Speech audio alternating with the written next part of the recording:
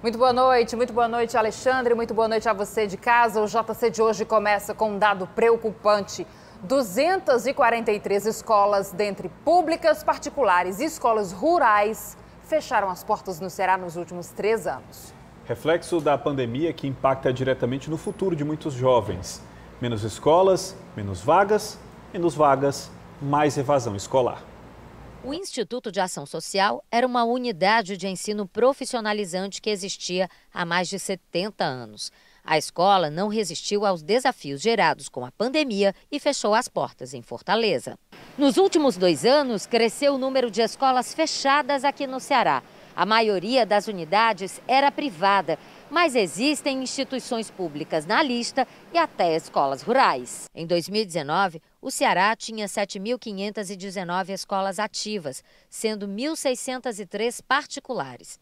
2 anos depois, o número caiu para 7.397 unidades, com 1.503 escolas privadas.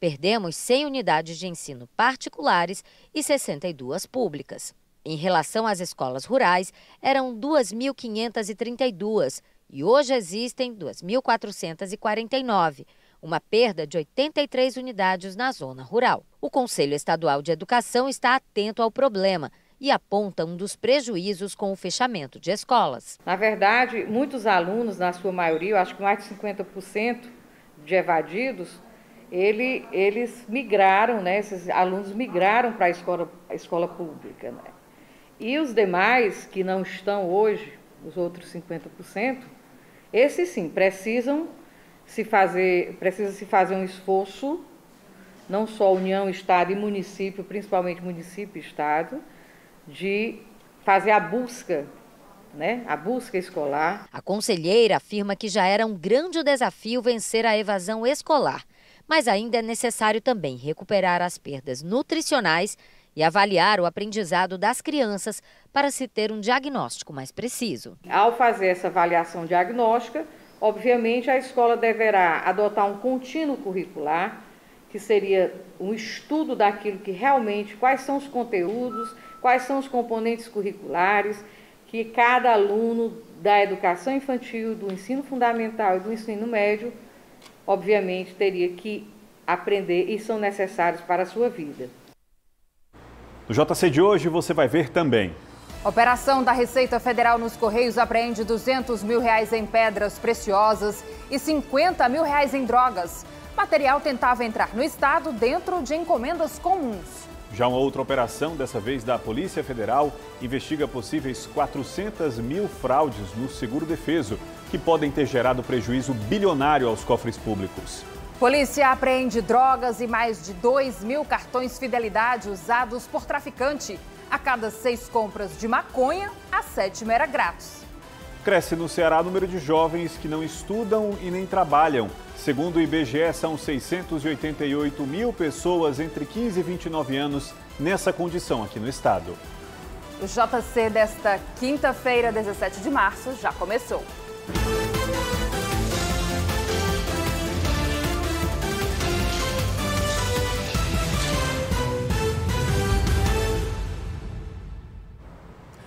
Você aí de casa com certeza já deve ter recebido o cartão fidelidade de alguma empresa.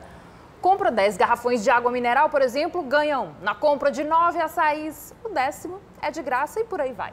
Pois é, essa estratégia, adotada por muitas empresas, também está sendo utilizada por criminosos.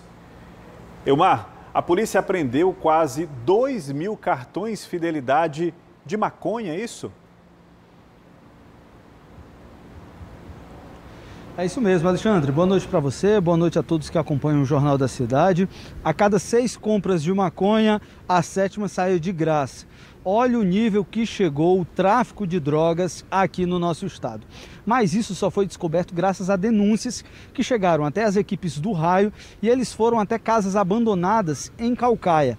Lá eles encontraram, além de quase 2 mil cartões, aí fidelidade do tráfico de drogas, muitas munições, para ser mais preciso, 100 munições de diversos calibres, inclusive fuzil 5,56, 380 que é uma pistola, 9mm e também 38, além de recargas, um cartucho de recarga para a pistola e também de drogas, cocaína, maconha e além de outras coisas que a polícia apreendeu e agora investiga de quem são os donos, porque até o momento ninguém foi preso. A gente continua acompanhando esse caso inusitado do crime. Volto com vocês.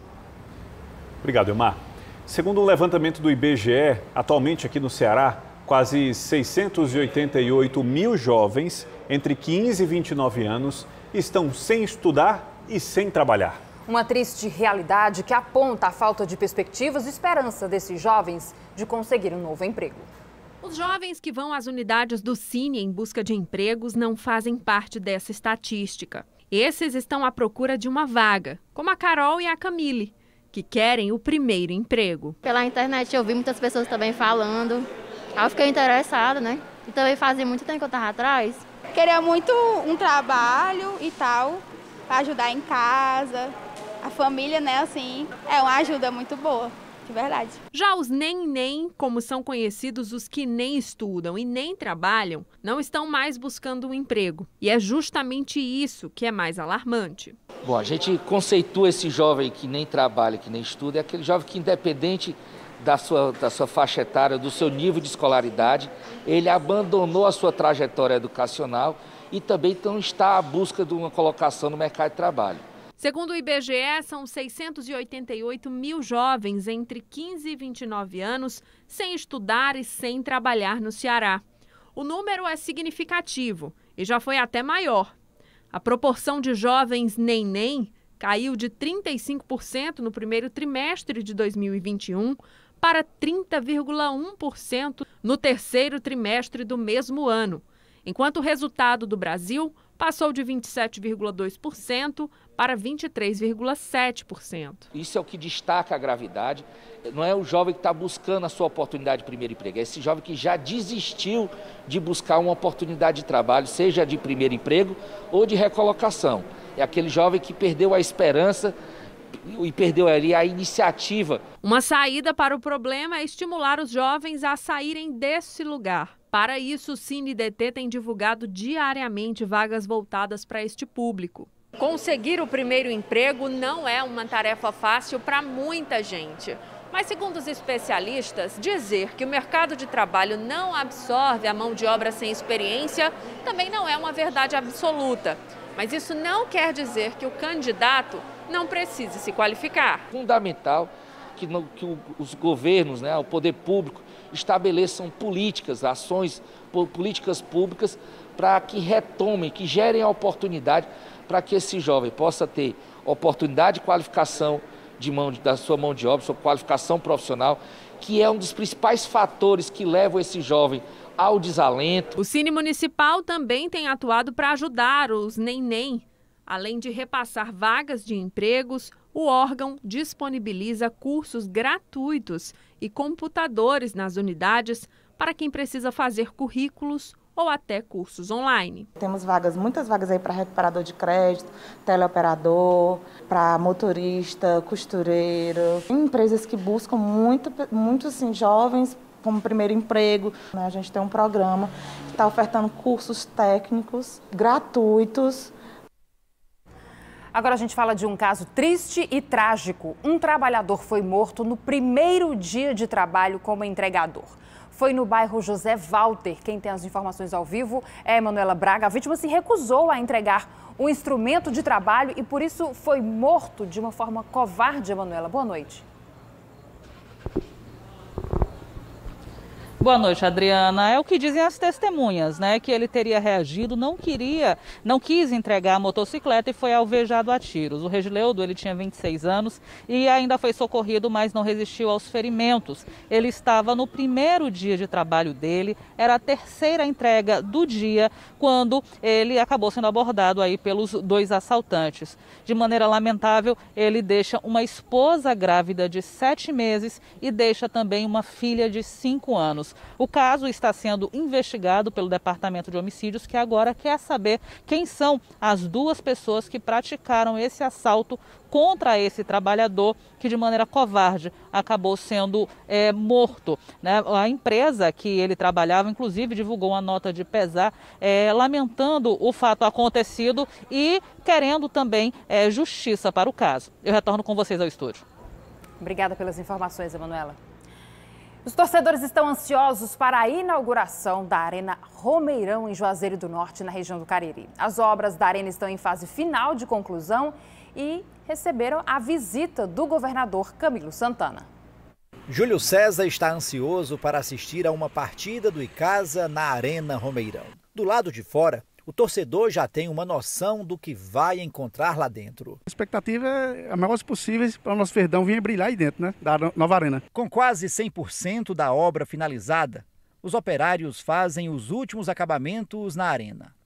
Ainda não há data definida, mas o novo Romeirão deve ser inaugurado ainda este mês. De passagem pelo Cariri, o governador Camilo Santana informou que o estado negocia com a CBF a vinda da seleção brasileira feminina para a inauguração da arena. Estamos em negociação com a seleção brasileira feminina, né, para ver se a gente consegue trazer, ou então fazer um amistoso também nos times aqui do... Icasa e Guarani, nosso maior patrimônio aqui da região. Pois é, não, Icasa e Guarani vão participar, essa aí não tem nem dúvida, né? Queremos trazer, ver se a gente traz outra atração para a gente fazer uma bela festa, porque, repito, esse será o estádio mais moderno e melhor do interior de todo o Brasil. O secretário do Esporte e Juventude do estado também esteve no Cariri, onde realizou visitas técnicas no local e se reuniu com representantes de clubes da região. Nós iniciamos 2 dias de visita técnica à Arena Romeirão, que já está numa fase bem avançada de conclusão. Ontem nós acompanhamos integrantes do Ministério Público Estadual, mais especificamente o Núcleo de Defesa do Torcedor, acompanhados também pela Polícia Militar, Corpo de Bombeiros, engenheiros da obra, para que todos pudessem ter a oportunidade de visualizar o andamento da obra, né, e já visando, né, adiantar a emissão dos laudos necessários para a realização de jogos oficiais. Os clubes do Cariri estão ansiosos para estrear o novo Romeirão, como o Icasa, que deve mandar os jogos da Série D do Brasileiro na arena. Pode ser um marco diferente para o nosso futebol, que pode agregar bastante, inclusive em nível financeiro. É um estádio belíssimo, uma coisa de primeiro mundo, que acho que vai agregar bastante ao nosso futebol. Depois dessa boa notícia para o futebol cearense, é hora de camisa 8 do JC. Gomes Farias não está gostando nada da forma como os torcedores estão sendo tratados nos estádios. Fala, Farias.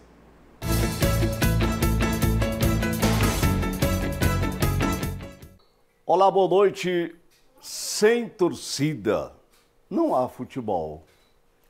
Aliás, pode até haver, mas não tem graça futebol sem torcida. O senhor se lembra, por exemplo, no auge da pandemia, grandes clássicos, estádio vazio. Não tinha graça. Então, torcida é a nossa principal mercadoria. Mas a nossa torcida, eu não sei por aí afora, está sendo maltratada. Pelo amor de Deus, a torcida tem que ser bem recebida.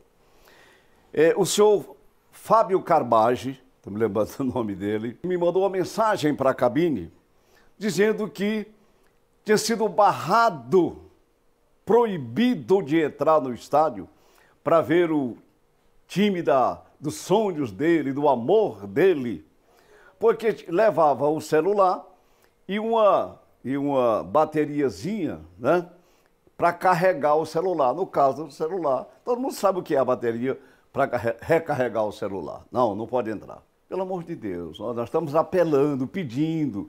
Vamos receber bem o torcedor, que é a nossa melhor mercadoria.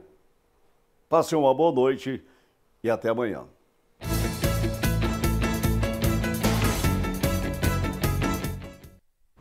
Ainda hoje no JC, governo do estado define destino do edifício São Pedro, na Praia de Iracema.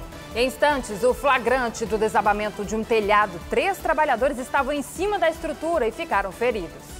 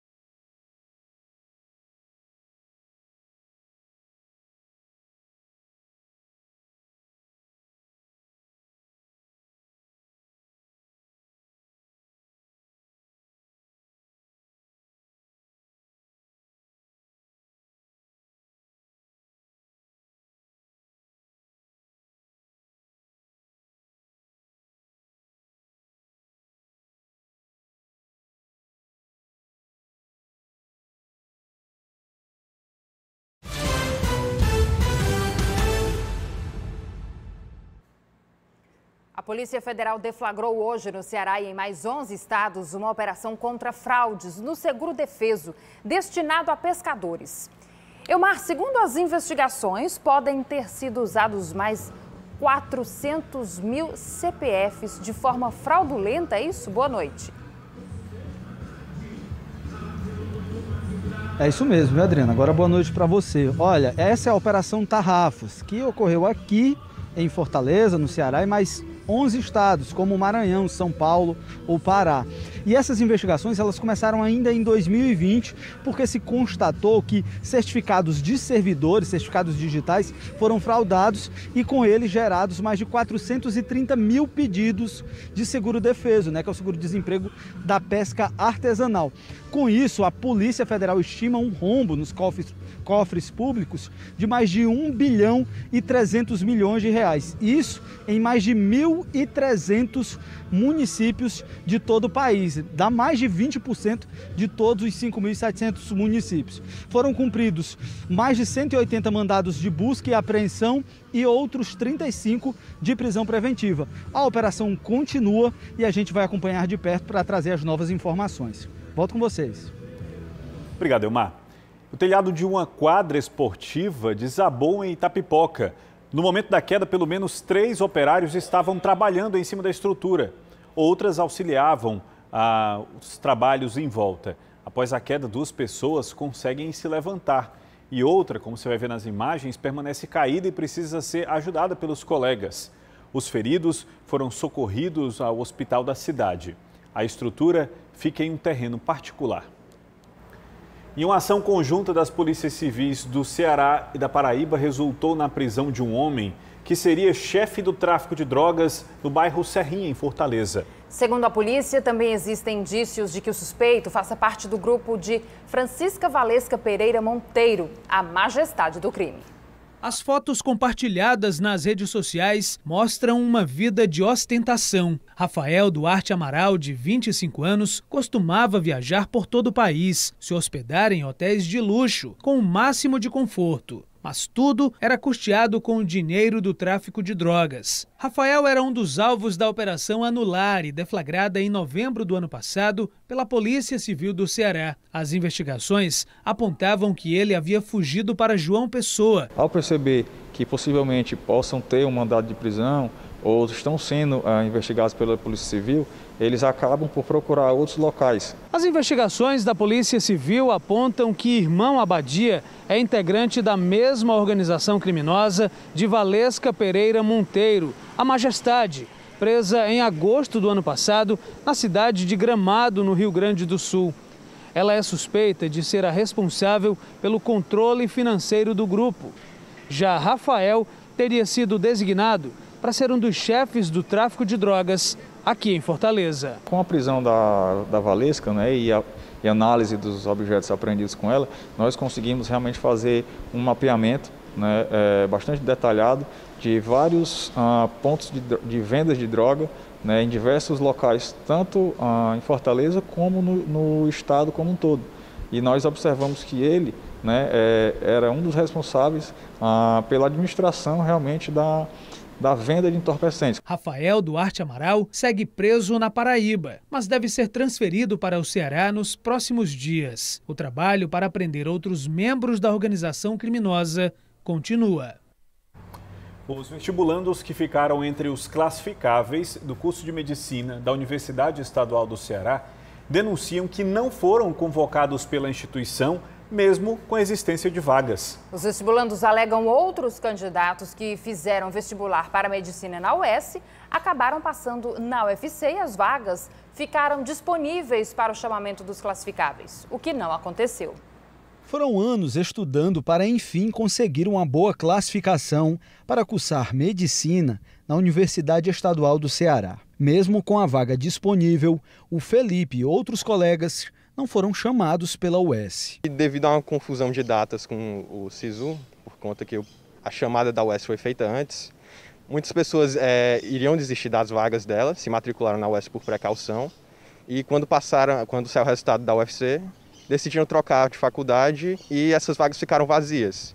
De De acordo com esses documentos que o jornalismo da TV Cidade teve acesso com exclusividade, 12 aprovados desistiram de cursar medicina na UES para fazer o curso na UFC. A UES realmente ela fez a chamada dos classificáveis, fez a primeira chamada, a segunda chamada, só que não tinha vaga no curso de medicina e em outros cursos também não tinha vaga. De acordo com a pró-reitora da instituição, houve a chamada dos classificáveis, mas não haviam vagas para o curso de medicina naquele momento. O edital previa, além da chamada dos 40 classificados, que estivessem classificados dentro do número de vagas, mais 2 chamadas caso houvesse alguma vaga remanescente desse primeiro movimento de chamada de classificáveis. Ocorre que nas 2 chamadas que houveram posteriormente, não houve nenhuma vaga para o curso de medicina. De acordo com informações dos próprios alunos, no ano passado houve uma situação semelhante a essa, quando a Universidade Estadual do Ceará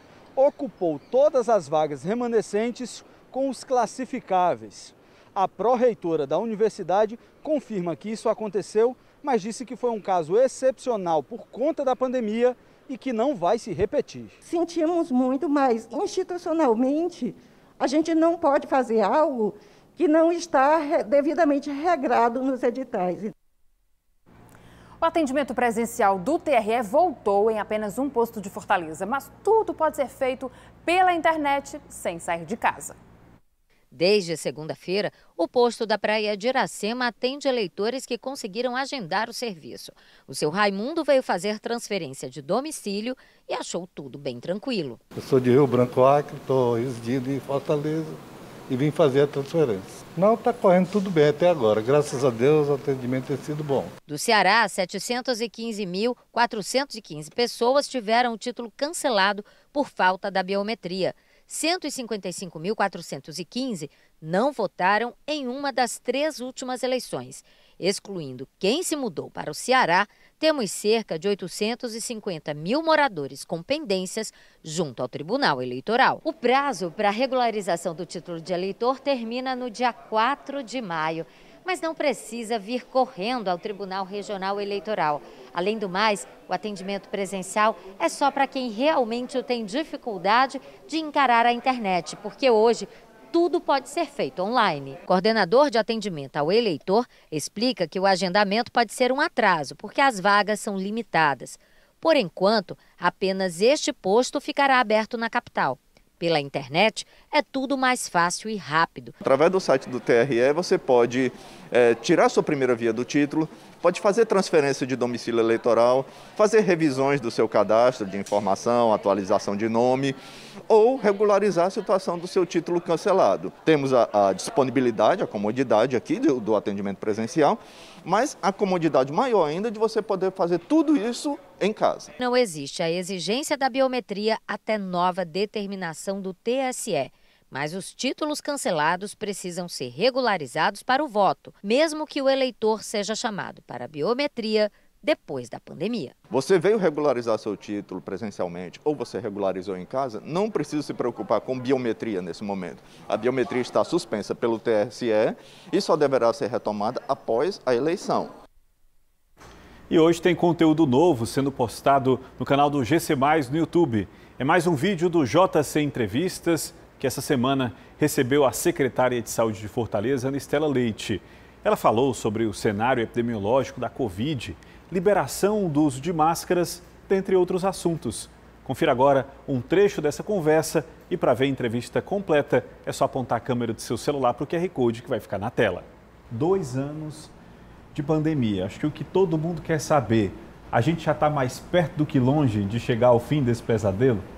Esperamos que sim, né? Mas nada nessa pandemia pode ser dito como certeza, né?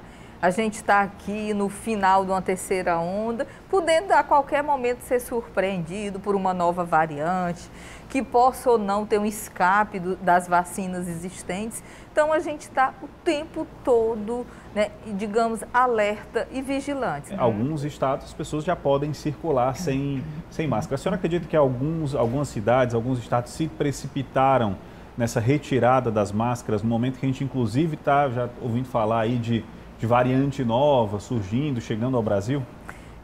O estado do Ceará ele tem sido muito cauteloso, né? E nós tivemos cepas muito agressivas aqui. E a gente realmente tem um resultado, inclusive, que se destacou internacionalmente, né? Então, a gente se baseia em estudos, nos cenários epidemiológicos, né? A gente acompanha, a gente monitora diariamente, não apenas dados epidemiológicos, mas dados também assistenciais, né? Circulação viral, número de casos, a procura, a demanda diária das nossas unidades de saúde, das nossas unidades básicas, das nossas unidades de pronto atendimento com síndrome gripal. A gente está realmente num momento muito confortável do ponto de vista epidemiológico, né? Estamos liberando hoje o nosso boletim epidemiológico da semana com uma das menores taxas, né, de circulação viral, uma circulação viral de 1,8%, uma das menores. Então, um momento exatamente muito confortável, não só de circulação viral, mas também de uma cobertura vacinal, né? Que isso nos traz uma segurança maior.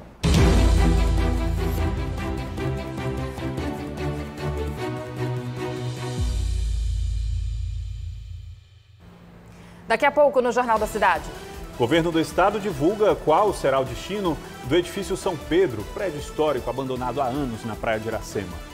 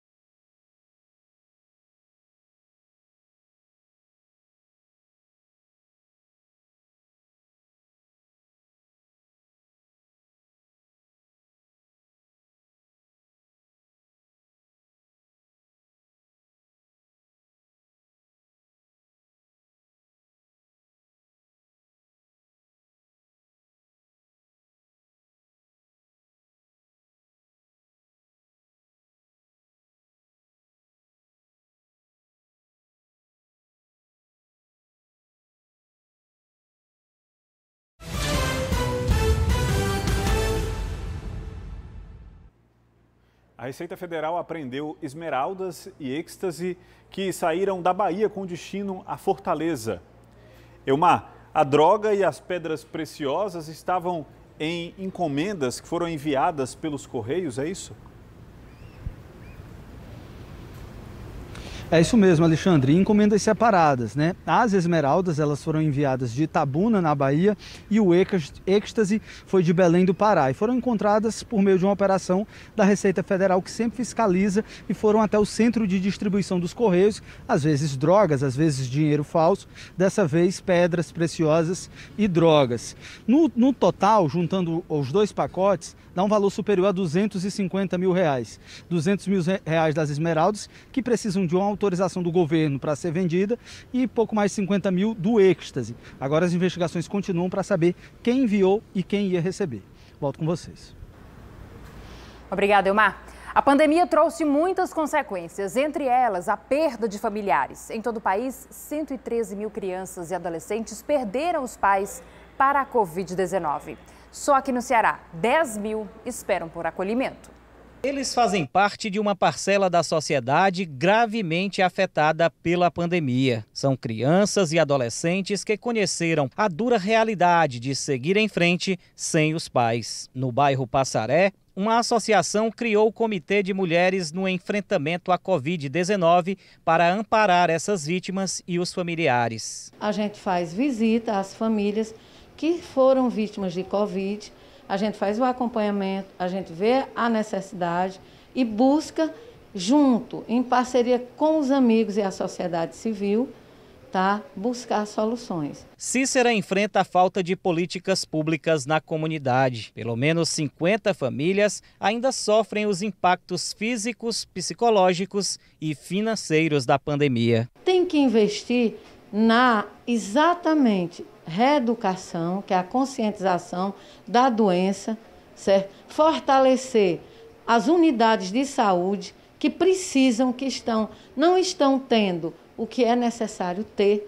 Além disso, criar alternativa de apoio a esses órfãos. Os números do Ministério da Saúde entre o início da pandemia e o final do ano passado somam mais de 113 mil crianças e adolescentes que perderam os pais para a Covid-19 em todo o país. Aqui no Ceará, são quase 10 mil na fila por acolhimento. Esta psicóloga integra o Núcleo Cearense de Estudos e Pesquisas da UFC sobre a criança e busca medidas para amparar crianças e adolescentes aqui no estado. A psicóloga aponta a necessidade de atendimento psicossocial para amenizar os danos causados pela perda familiar. É preciso que haja também um auxílio, e não só de médio prazo, até eles completarem a maioridade.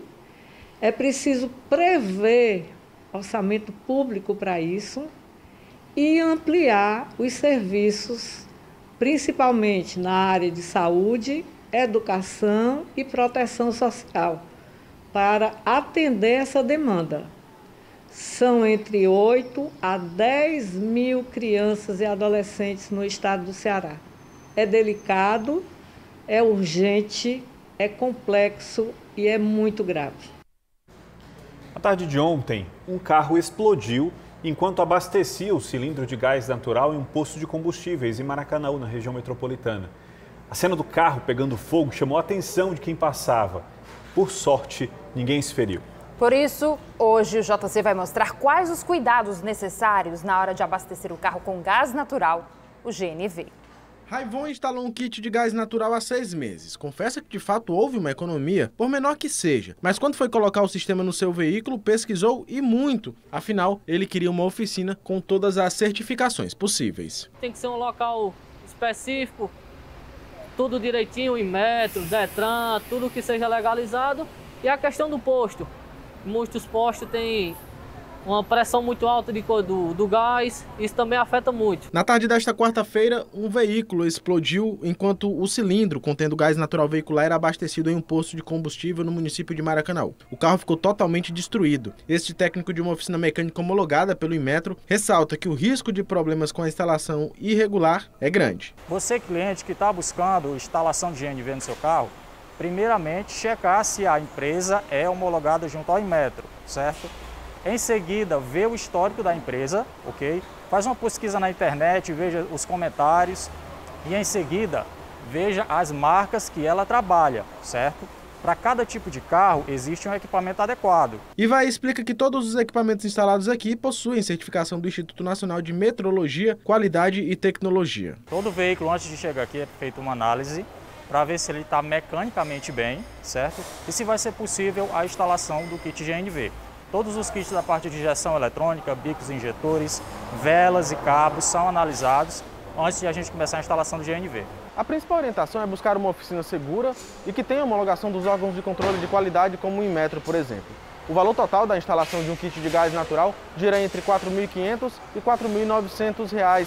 É aquela coisa, quem procura um serviço mais em conta e que não tem a mesma qualidade, pode estar trocando o caro pelo barato, que no fim das contas vai custar bem mais. Se você vai instalar um carro em uma oficina que segue todas as normas do Inmetro e trabalha com equipamento bom, o risco é muito pequeno, quase inexistente, certo? É a mesma coisa que abastecer com a gasolina, ok? Desde que seja feita de acordo com as normas do Inmetro. Cilindro que esteja realmente aprovado nos testes de segurança e um equipamento bom. Para o Raivon, a economia foi boa no combustível, porque na segurança ele fez tudo o que foi necessário. Fazer todas as taxas de Detran, todas as inspeções, vistorias que for necessário e aproveitar. O governo do estado divulgou no fim da tarde de hoje que já foi definido o destino do famoso edifício São Pedro. E não será demolição, como muito se falou. A estrutura será totalmente reformada e dará lugar ao importante equipamento para a cultura e economia cearenses. O espaço deverá abrigar artesanato, artes visuais, design, gastronomia, literatura, música e cultura popular. Desta forma, além de manter de pé um dos prédios históricos mais conhecidos de Fortaleza, o governo do estado vai proporcionar oportunidades para pessoas de todas as idades. Hoje o Grupo Cidade recebeu uma visita muito especial de um antigo amigo nosso e de toda a comunicação cearense.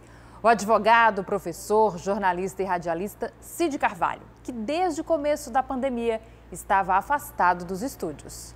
Aos 86 anos, Cid Carvalho comanda o programa diário Antenas e Rotativas e o quadro Doa a Quem Doer, na Rádio Cidade AM 860. Desde o começo da pandemia, Dr. Cid precisou se afastar dos estúdios e passou a apresentar o programa de casa. Hoje, pôde matar um pouco da saudade.